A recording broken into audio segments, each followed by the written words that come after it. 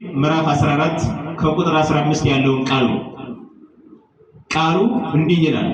እመሰ ታፈቅሩኒ ቀቡ ትእዛዜየ፣ ሰዎች ሆይ አለ የምትወዱኝ ከሆነ አለ እግዚአብሔር አምላክ ሕጌንና ትእዛዜን እንዲሁም ቃሌን ጠብቁ ይላል። ምን ጠብቁ አልኳችሁ? ቃሌን ጠብቁ አለ። እግዚአብሔር እንዲህ ያለበት ሚስጥር ለምንድን ነው ስንል ቃሉን የሚጠብቅ አምላክ ስለሆነ እኛ ደግሞ የእርሱ ልጆች ስለሆን ቃሉን እንድንጠብቅና በእግዚአብሔር መንገድ እንድንጓዝ ከእግዚአብሔር ሕግ እንዳንወጣ ስላዘዘን ከእግዚአብሔር ጋር አብረን እንድንኖር የተናገረው ቃል ነው። ጌታችን መድኃኒታችን ኢየሱስ ክርስቶስን ብዙ ሰዎች ምን ይሉት ነበረ ካላችሁኝ፣ ይጠሉት ነበረ፣ ይከፉበት ነበረ፣ ይተፉበት ነበረ፣ ይጸየፉበት ነበረ። ግን ጌታችን መድኃኒታችን ኢየሱስ ክርስቶስ እኮ የሚጠላ አምላክ ሆኖ አይደለም። አያችሁት? ውበቱ ደምግባቱ የሚያምር አምላክ ነበረ። ግን አይሁድ ምን አሉት? ጠሉት። ሌላውም ሁሉ ጠላው። የሚከተሉት ምን ፈልገው ነው ነበር ካላችሁኝ፣ ሆዳቸውን ክብራቸውን ፈልገው ነበረ። የተራቡ ሰዎች ነበሩ። ከሰማይ መና ያወርድና ይመግበናል ብለው ያስቡ ነበረ። አያችሁ? በሽተኞች ነበሩ፣ ይፈውሰናል ብለው ነበር የሚያስቡት፣ ክርስቶስን የሚከተሉት ማለት ነው። ዛሬ እግዚአብሔርን የምንከተል ሰዎች ብዙ ሰዎች አለን። ሲቸግረን እግዚአብሔርን እንከተላለን። ጠገብ ስንል ደግሞ ከእግዚአብሔር ቤት እንወጣለን። ያ ጥጋባችን ደግሞ ሲጠፋብን ወደ እግዚአብሔር ተመልሰን እንመጣለን። እግዚአብሔር አምላክ ሁላችንንም ያስተካክለን። ስለዚህ እግዚአብሔር አምላክን ትወዱታላችሁ? ትወዱታላችሁ? እሺ። እግዚአብሔር አምላክ እመሰ ታፈቅሩኒ ቀቡ ትእዛዜየ አለ። እንወደዋለን አልን አይደል? ሁላችንም ሕጉን እየጠበቅን ነው ወይ ነው? አያችሁ፣ እዚህ ላይ እኮ ነው ችግሩ። ሰውን እንወደዋለን እንላለን። ሰውን ከወደድነው ወደን እናሳያለን ወይ ነው? ለዚያ ነው እኮ ጌታ እኔን ብትወዱኝ አለ ሕጌን ጠብቋል። አያችሁ፣ እግዚአብሔር አምላክን የምንወደው ከሆነ ከእግዚአብሔር ጋር በሕግ በንጽህና በሕይወት እንኖራለን። እግዚአብሔርን ግን ምን ስላልነው መሰላችሁ? አሁን ኃጢአት የምንሰራ የምንዋሽ፣ የምንዘሙት፣ የሰው ገንዘብ የምንዘርፍ፣ የምንወስድ፣ አያችሁ፣ የእግዚአብሔርን ሕግ ስላልጠበቅን ብቻ ሳይሆን ሕጉን ያወጣልን እግዚአብሔርን አንወደው ውሸታሞች ነን ማለት ነው። ጾም ስንጾም የእግዚአብሔርን ሕግ ካልጠበቅ የምንጾመው ጾም ይህ አይደለም ይለናል። ምንድነው ይላል? አኮኬ ዘንተ ጾመ ዘሐረይኩ፣ ሰዎች ሆይ አለ እናንተ የሰው ገንዘብ እየዘረፋችሁ የምትጾሙትን ጾም፣ እየዘሞታችሁ የምትጾሙትን ጾም፣ የሰው ደም እያፈሰሳችሁ የምትጾሙትን ጾም አይደለም የመረጥኩት አለ። ለመን ይመጻ ነዳይ አብየከ አይድሮ ውስተ ጽላሎተ ቤትከ፣ ሰው ሆይ ጾምክ ብዬ የምልህ የኔን ሕግ ጠበቅክ ብዬ የምልህ አለ ነዳይ ችግረኛ ወደ ቤት ሲመጣ ወደ ቤት አስገብተህ አሳድረው፣ የተራቆተ ካለ ልብሱን አልብሰው፣ የተራበ ካለ አብለዋል። አሁን እንጾማለን። መጾም ማለት ምን ማለት ነው ካለን ነገር የምንጾምበትን ጊዜ፣ ምሳሌ ጠዋት የምንበላ ከሆነ ያንን የምንበላውን ለችግረኛ መስጠት ማለት ነው። አስቡትማ አንድ ሰው እስከ 9 ሰዓት ከቆየ ጠዋት የሚበላው ምግብ ቆይቶ ምን ይላል? ይጠፋል። ለምን? ሆድ የተፈጠረ ለምግብ ነው፣ ምግብም የተፈጠረ ለሆድ ነው። ሁለቶችም ምን ይላሉ? ይጠፋሉ። ጠዋት የበላ ነው ከ6 ሰዓት አይኖርም። ለምን መሰላችሁ? ይህ የሆነው ጠዋት በልተን ማታ የሚርበን ለምን መሰላችሁ? የእግዚአብሔር ሕግ ስለፈረሰ ነው። የእግዚአብሔርን ሕግ ስላልጠበቅን ነው እንጂ አዳም በመጀመሪያ ሰዓት አይርበውም፣ አይጠመውም፣ አይጸዳዳም፣ ንጹህ ነው። እግዚአብሔርን መስሎ የተፈጠረ ሰው ነው። ቢበላም ቁንጣን አይዘው፣ ባይበላም አይርበውም። ነገር ግን እግዚአብሔር ያዘዘውን ሕግ ሲያፈርስ ስንበለው ረድኤተ እግዚአብሔር የለውም። እግዚአብሔር አምላክ እንዲህ ይላል፣ ዋና መጽ ላይ የሆኑ ጋኒነ ዘያደነግጾሙ ይላል። በአመፀኞች ሰዎች ላይ የሚያስደነግጣቸውን ጋኒንን፣ ሕጌን ባልጠበቁ ሰዎች ላይ የሚያስደነግጣቸውን ጋኒንን አመጣባቸዋለሁ አለ። አሁን እግዚአብሔር ጋኒንን አምጥቶ የሚያሳድርብን ሆኖ አይደለም ይላል። እንግዲህ ያለ ምንድነው እንደ ያለ ካላችሁኝ ረድኤተ እግዚአብሔር በውስጣችሁ አይኖርም ይላል።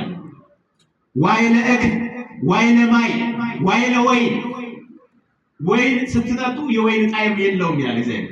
ምግብ ስትበሉ የምግቡ ረድኤተ እግዚአብሔር የለውም ይላል እግዚአብሔር። አያችሁ ለምን? የእግዚአብሔርን ሕግ ስላልጠበቀ። እሪክሙኑ ከመ ተሐጉለ ጽድቅ ወያለይክሙ በልብክሙ ወአተትክሙ ደወ ጻድቃነ ወኢያእመርክሙ እስመ እምገጸ ዓመፃ ዘታተተ ይከውን መቅበርቱ በሰላም ይላል። አያችሁ በዚህ ምድር ላይ ጽድቅ የምትባል ጠፋች ይላል ነብዩ። አያችሁ ወያለይክሙ በልብክሙ መልካምን ነገር መልካምን ሐሳብ የእግዚአብሔርን ሕግ የእግዚአብሔርን ትእዛዝ በልባችሁ አላሰባችሁም ማለት። ወአተትክሙ ደወ ጻድቃነ ሰው የተባሉትን ደማቸውን አፈሰሳችሁ አለ። የእግዚአብሔርን ሕግ ጣሳችሁ አለ። ሰውን አሳደዳችሁ አለ። ስለዚህ ጽድቅን አላያችሁም። እስመ እምገጸ ዓመፃ ዘታተተ ይከውን መቅበርቱ በሰላም ይላል። የመጨረሻው ቃል አኗኗሩን በእግዚአብሔር ሕግ የሚያደርግ በእግዚአብሔር ፍቅር የሚያደርግ በእግዚአብሔር ትሕትና የሚያደርግ ሰው በመሆን የሚገለጽ ሰው ቢሆን አለ አኗኗሩ ልጆቹ አሟሟቱ መቃብሩ የሚያምራል ይላል።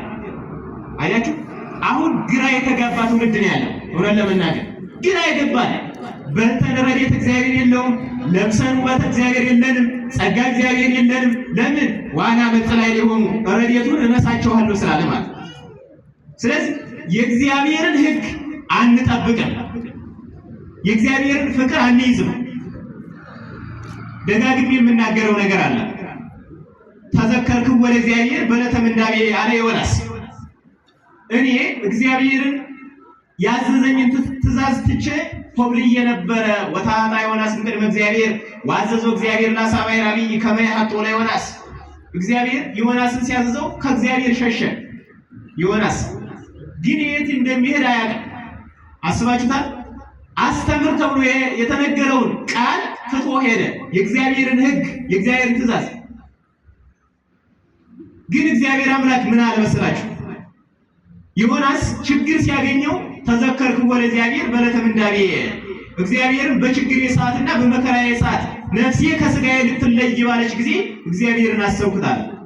አሁንም እኛ ችግር ሲመጣብን ወደ እግዚአብሔር ቤተ መቅደስ ሩጠን እንመጣለን። የእግዚአብሔር ሕግ የለም በልባችን ማለት ተሰርዟል።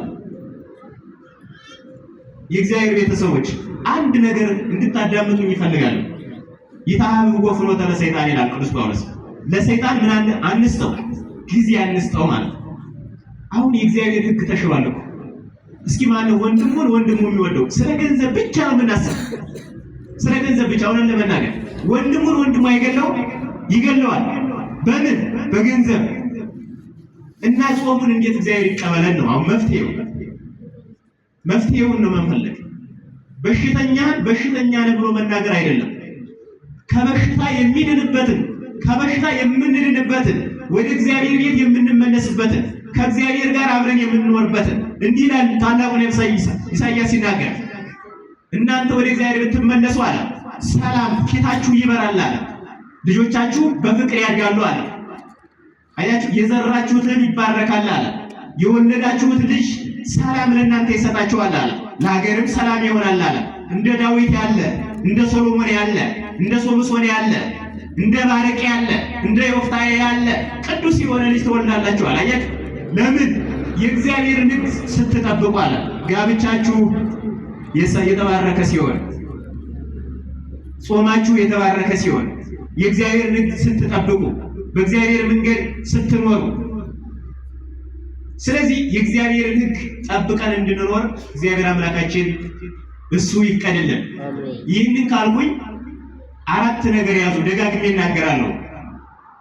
ዓርብ ዕለት ያላችሁ ሰምታችሁ ሊሆን ይችላል። መጥቼ ነበር። አራት ነገር በዚህ ሰዓት መያዝ አለብን። ይህን ብዬ ስለ እናታችን ስለ ቅድስት ድንግል ማርያም እናገራለሁ። ስለ እሷ ሳልናገር በህድ ልቦናዬ ደስ ስለማይለው ማለት። አራት ነገር ወንጌል ጠንቅቆ የሚነግረን ጌታችን መድኃኒታችን ኢየሱስ ክርስቶስ ነው። የመጀመሪያው ጸሎት ያዙ። ምን ያዙ አልኳችሁ? ጸሎት። ወዝንቱ ዘመን እይወጽእ ዘእንበለ በጾም ወበጸሎት።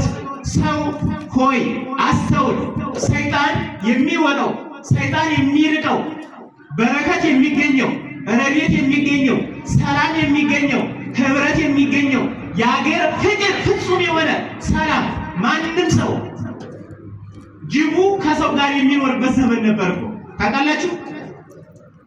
ይኸውላችሁ አራዊት ከእንስሳት ጋር እንስሳት ከሰው ጋር ፍቅር ነበራቸው ይላል። ግን አሁንስ ሰላም የለም። ሰው ራሱን እያስፈራው ነው። አያችሁ ሰው እኮ ራስ በራሱ መተማመን ጠፍቷል። ሆነን ለምን ስለዚህ ምን አድርጉ ያልኳችሁ ጾምን አድርጉ። ሁለተኛው ንስሐ ግቡ። ንስሐ ግቡ ነስኡ ወእመኑ እስመ ቀርበት መንግስተ ሰማያት። መንግስተ ሰማያት በመካከላችሁ ናት አለ። ይህ ማለት ሞት ማለት ነው። በመካከላችን ናት። ዛሬ ሞት ነገ ሞት፣ አሁን ስንሞት አንሞት አናውቅም። ሰው ተዘከረ ለተሞተ ይላል ቅዱስ ያሬድ። ሰው ሆይ የምትሞትበትን ጊዜ አስብ ይላል። ዛሬ እሞታለሁ ብለህ ካሰብክ ኃጢአት አሰራለህ። ግን ብዙ ዘመን እኖራለሁ ብለህ የምታስብ ከሆነ በኃጢአት ትኖራለህ። አንደኛው ጾም ነው። ሁለተኛው ምንድን ነው ያልኳችሁ? ጸሎት። ጸሎት ይህ ሁሉ መከራ ጸጥ እንዲል ከፈለግን ጸሎት እናድርግ። ሶስተኛው ምን እናድርግ?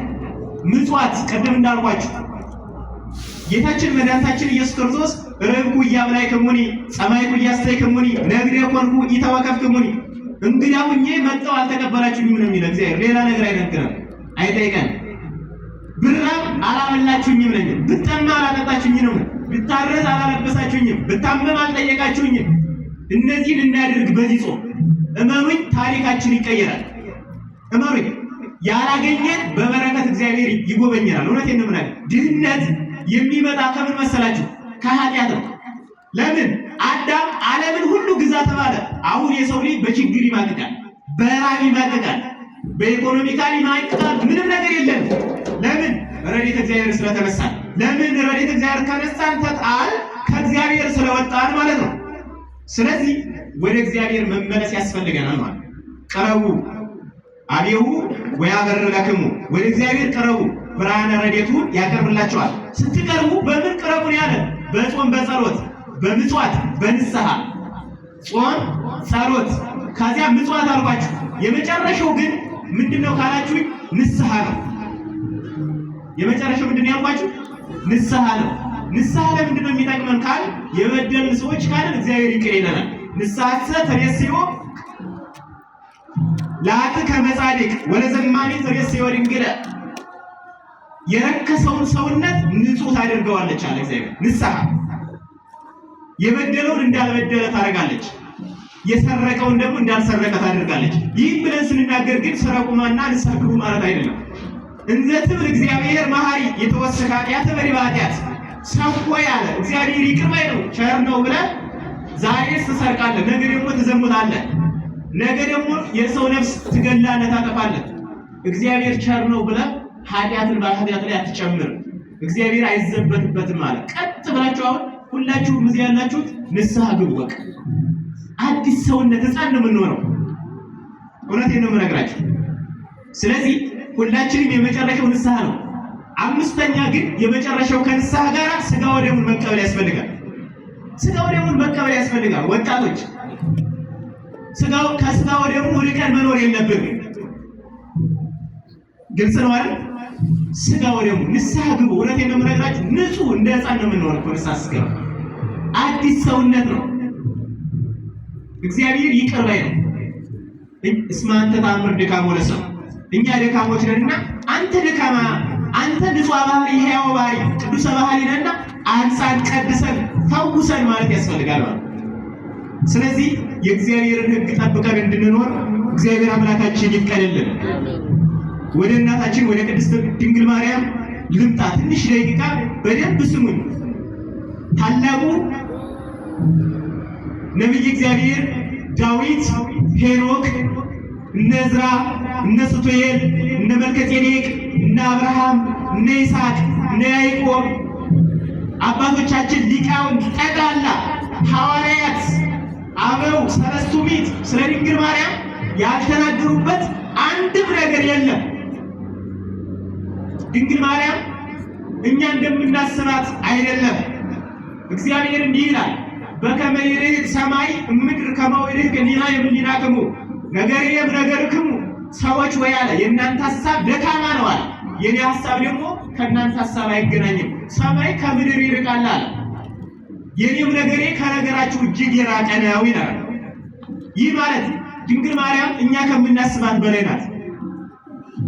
እግዚአብሔር አምላክ ታላቁ ነቢይ እግዚአብሔር ኢሳይያስ እንዲህ ይላል፣ ከልቤ ነው የምነግራችሁ፣ ከልባችሁ አድምጡ። ችግር የለውም ይህን ጊዜ አናገኘው። ዛቲ ዕለት ሪት ወለተ መድኃኒት የምንልንባት የምንታጠብባት ጊዜያችን አሁን ናት። ታላቁ ነቢይ እግዚአብሔር ኢሳይያስ በምዕራፍ 1 ከቁጥር 9 ላይ አንድ ቃል ይናገራል። በጣም ይገርመኝ። በምዕራፍ 11 ከቁጥር 1 ላይ ደግሞ ይናገራል። ይህንን ሁሉ ሲናገር ስለምን ነው ካላችሁ ስለ ድንግል ማርያም ስለ እናታችን ነው። አይዟችሁ ክርስቲያኖች፣ አትዘኑ፣ አትተክዙ፣ ውዳሴ ማርያም ጸልዩ፣ ዳዊት ድገሙ፣ ስገዱ፣ አትስነፉ፣ ለስጋ ፍላጎታችን አንኑር። ይህንን የምናደርግ ከሆነ ድንግል ማርያም ለቅዱስ ኤፍሬም ለአባ ሕርያቆስ የመጣች እማምላክ ወላዲተ አምላክ ወደ ራሳችን አይምሮ ትገባለች። ምስጢር ይገለጽልናል። የእግዚአብሔር ቃል እናውቃለን፣ እንረዳለን፣ ሕይወት ይኖረናል፣ ቅድስና ይኖረናል፣ ሰላም ይኖረናል፣ በረከተ እግዚአብሔር ይኖረናል። በብዙ ሺህ ድርሰት የደረሱና አባ ሕርያቆስ እነ ቅዱስ ኤፍሬም ድንግል ማርያም ስላለች ነው። በትንቢተ ኢሳይያስ ምዕራፍ 1 ከቁጥር 9 ያለው ቃል እንዲህ ይላል። ይህን ብዬ ጨርሳለሁ። ሶባኮ እግዚአብሔር ጸባዖት ዘአትረፈለነ አሐደ ዘራም ኮነ ከመሰዶም ወከመገሞራም መሰልነ። እግዚአብሔር አምላክ አሸናፊ አምላክ ቅዱስ እግዚአብሔር አምላክ እግዚአብሔር ርኅራኄው የበዛ ቸር የሆነ አምላክ ደግ የሆነ አምላክ ምሕረቱ ብዙ የሆነ ሀብቱ ብዙ የሆነ ቸርነቱ የማያልቅ ውቅያኖስ ይደርቃል፣ የእግዚአብሔር ቸርነት ግን አይደርቅም። አያችሁ ፍጡርና ፈጣሪ ስለሆነ። ስለዚህ ድንግል ማርያምን ባያስቀርልን ኑሮ አለ እኛ እንደ ሰዶምና እንደ ገሞራ ሆነን በቀረን ነበር አለ። ሰዶምና ገሞራ የሚያማልዳቸው አጥተው እንደጠፉ እኛም እንጠፋ ነበር አለ። ስለዚህ እመቤታችንን ለእኛ እንድንድን ምክንያት የሆነች እመቤታችን ናት። እመቤታችን ምንድን ናት አልኳችሁ? ምክንያተ ድህነት ለእኛ የምንድንባት ወደ እግዚአብሔር መርሁና የተሰጠችን ከእግዚአብሔር ተስፋ አለታችን የምታማልደን ድንግል ማርያም ናት። እግዚአብሔር ኪዳንን ገብቷል። መጀመሪያ ለአዳም ቃል ኪዳን ገብቷል እግዚአብሔር። ይህ ቃል ኪዳን ምንድን ነበር ታላችሁ? አዳም አጠፋ እትወለድም ወለትከ ከልጅ ልጅ ተወልጄ አድንሃለሁ ብሎ ይኸው አዳነን። ሁላችንን ክብር ለመድኃኔዓለም ለድንግል ማርያም ልጅ ይሁን፣ ሁላችንንም አድኖናል ማለት ነው። ሁለተኛ ለማን ቃል ኪዳን ገባ? ለአብርሃም ቃል ኪዳን ገባ። ግዝረትን ቃል ኪዳን አድርጎ ሰጥቶታል። የተለያየ ሰዓት ስለምወስድ ጊዜ ስለማይኖረኝ ቃል ኪዳን ብዙ ቃል ኪዳኖች አሉ። ነገር ግን የቃል ኪዳኖች ሁሉ መጨረሻ እመቤታችን ናት። ለዘጸዋ ስመኪ ወለዘገብረ ተስካረኪ እምርለኪ፣ ስምሽን ለጠራ ተስካረሽን ላደረገ እምርልሻለሁ ይላል። ስለዚህ የእመቤታችንን ውዳሴ ማርያም መጸለይ፣ ዳዊት መድገም ለሁላችንም ያስፈልጋል። የእግዚአብሔርን ሕግ ጠብቀን እንድንኖር እግዚአብሔር አምላካችን ይፍቀድልን። እመሰ ታፈቅሩኒ ቀቡ ትእዛዜ፣ የምትወዱኝስ ቢሆን ተወደዳችሁኝ ሕጌን ጠብቁ ይለናልና ሕጉን ጠብቀን እንድንኖር እግዚአብሔር አምላካችን ይፍቀድልን። በተማርነው ትምህርት 30 60 ሚት ያማረ ፍሬ አፍርተን የመንግስቱ ወራሽ የስሙ ቀዳሽ እንድንሆን የድንግል ማርያም ልጅ መድኃኔዓለም ኢየሱስ ክርስቶስ ይርዳን።